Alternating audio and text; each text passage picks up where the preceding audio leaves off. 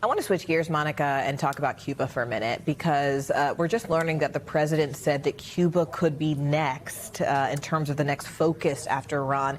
In an interview with CNN, he essentially said that the Cubans are eager to make a deal. It's set to fall, that he wants to stage this and Cuba would come following what's already happening in the Middle East. What are you hearing?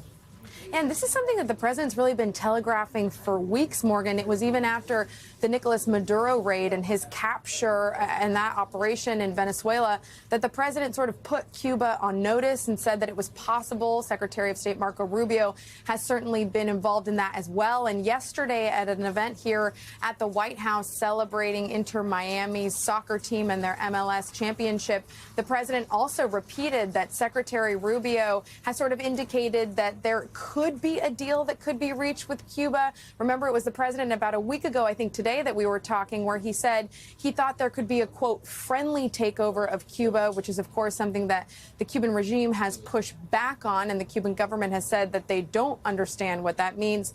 Either way, the president did tell CNN just this morning that he has put Secretary Rubio on this. There could be a deal that comes out of this, but that, quote, it could be next, but that they are very focused on the operation in Iran first. And as we know, that could be weeks away from wrapping up, if not longer.